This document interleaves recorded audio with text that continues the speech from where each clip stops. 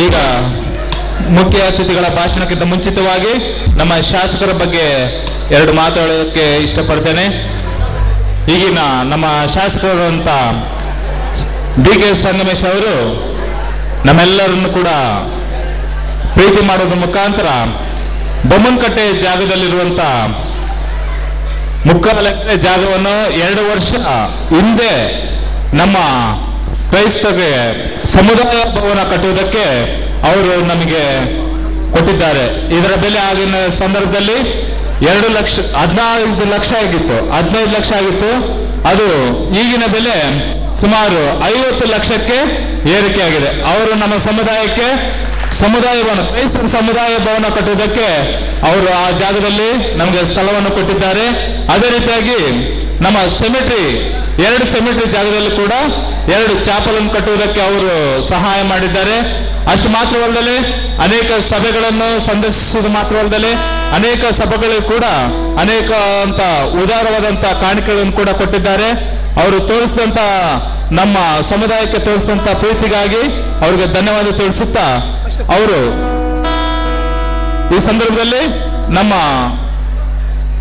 ಕ್ರೈಸ್ತ ಯುವ ವೇದಿಕೆ ಅವರು ನಮ್ಮ ಸಂಗಮೇಶ್ ಅವರಿಗೆ ಸನ್ಮಾನ ಮಾಡ್ತಾರೆ.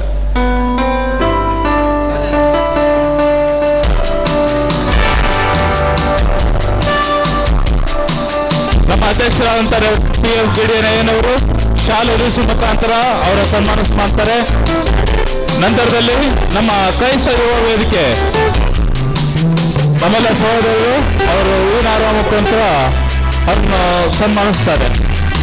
ನಮ್ಮ ಸಹೋದರ ರವಿ ಮತ್ತು ಮೋದಸ್ ವಿಜಯ ರೋಶಂಕಲ್ ಅವರೆಲ್ಲರೂ ಕೂಡ ನಮ್ಮ ಜಾರ್ಜ್ ನಮ್ಮ ರೇಮಂಡ್ ಸಹೋದರರು ಅವರೆಲ್ಲರೂ ಕೂಡ ನಮ್ಮ ಅಧ್ಯಕ್ಷ ಅಂತ ಚೆಲುವಣ್ಣ ಅವರು ಕೂಡ ಇದ್ದಾರೆ.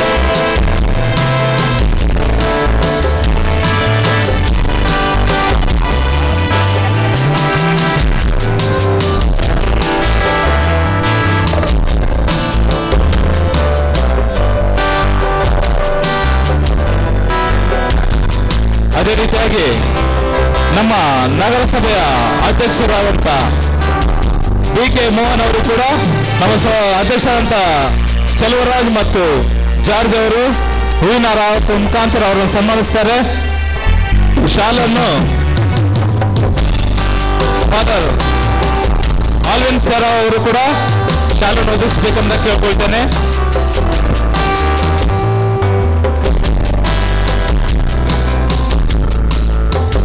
ಈ ದಿನದ ಬಹುಮಾನ ವಿತರಣೆಗಾಗಿ ಆಗಮಿಸಿದಂತ ಶ್ರೀಯುತ ವಿನ್ಸೆಂಟ್ ರಾಡ್ರಿಗಸ್ ಅವರು ಕೂಡ ಸನ್ಮಾನ ಮಾಡ್ತಾರೆ. ನಮ್ಮ ಸಹೋದರ ಮೋಯಸ್ ಅವರು ಹೂವಿನ ಹಾರ ಹಾಕಬೇಕೆಂದ ಕೇಳ್ಕೊಳ್ತೇನೆ. ಸಹೋದರ ವಿನ್ಸೆಂಟ್ ರಾಡ್ರಿಗಸ್ ಅವರಿಗೆ ಇವರು ನಮ್ಮ ಸದಸ್ಯರು ಕ್ರೈಸ್ತ ಅಭಿವೃದ್ಧಿ ಪರಿಷತ್ ಕರ್ನಾಟಕ ಸರ್ಕಾರದಲ್ಲಿ ಸೇವೆ ಮಾಡ್ತಾ ಇದ್ದಾರೆ.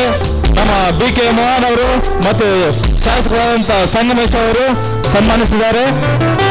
ಅವರಿಗೆ ಧನ್ಯವಾದ ತಿಳಿಸುತ್ತೇವೆ.